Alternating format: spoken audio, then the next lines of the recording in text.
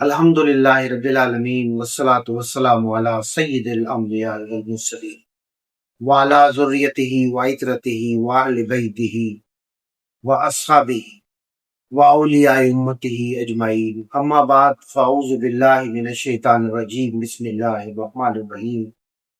آج ہماری گفتگو توکل کے حوالے سے ہے کہ اللہ پر توکل کرنا کیا درجات رکھتا ہے اور کتنا ضروری ہے۔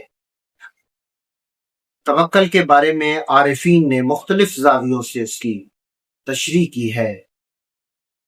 سید جرجانی رحمۃ اللہ علیہ فرماتے ہیں جو کچھ اس کے پاس ہے اس پر اعتماد کرنا، اور جو کچھ لوگوں کے پاس ہے اس سے نا امید ہونا توکل ہے۔ ابن عجیبہ رحمۃ اللہ علیہ فرماتے ہیں توکل یہ ہے کہ اللہ تبارک و تعالیٰ پر دلی اعتماد ہو، ما سوا پر نہ ہو، یا ہر معاملے اور ہر چیز میں اللہ تعالیٰ کی ذات کے ساتھ تعلق رکھنا، اسی پر اعتماد کرنا، اور یہ یقین رکھنا کہ وہ ہر بات کا علم رکھتا ہے، اور جو تیرے ہاتھ میں ہے اس پر اعتماد کے بجائے جو کچھ اللہ تعالیٰ کے پاس ہے اس پر اعتماد کرنا توکل ہے۔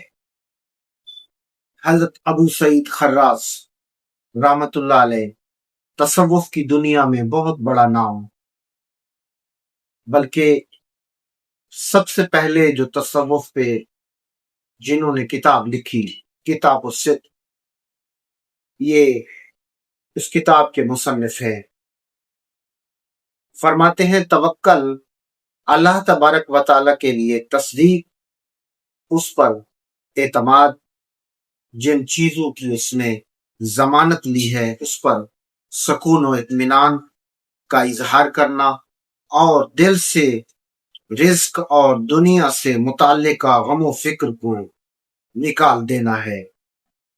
صاحب تصوف عن الحقائق فرماتے ہیں کہ توکل یہ ہے کہ اپنے تمام معاملات اللہ کو سپرد کر دیا جائے، اور تمام احوال میں اپنی قوت اور طاقت کی بجائے اسی پر اعتماد کیا جائے۔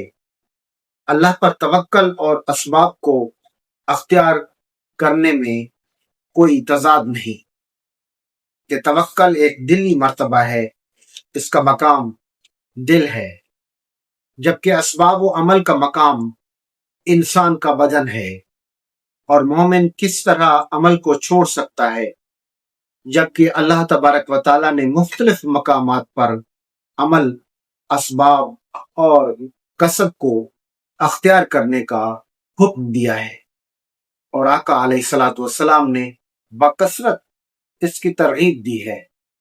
ایک شخص نے حضور ختمی مرتبت نبی کریم رؤوف الرحیم صلی اللہ علیہ وآلہ وسلم کی بارگاہ میں عرض کی، یا رسول اللہ صدقتا امی و ابی، میں اونٹنی کو کھلا چھوڑ کر اللہ پر توکل کروں؟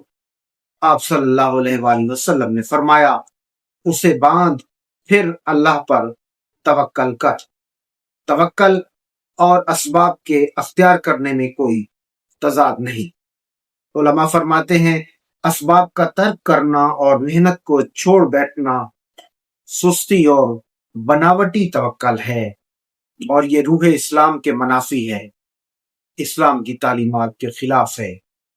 امام کشیری رحمت اللہ علیہ فرماتے ہیں توکل دل کا مقام ہے، اور ظاہری محنت و کوشش دل کے توکل کے خلاف نہیں، جبکہ بندہ اس بات پر کامل یقین رکھتا ہو کہ تقدیر اللہ کی طرف سے ہے۔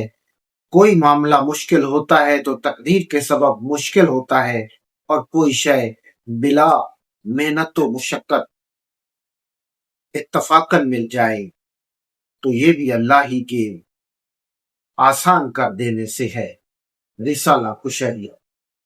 چنانچہ توکل اور اسباب یہ دو ایسی چیزیں ہیں جو مومن کے لیے کامیابی کا ہتھیار ہے۔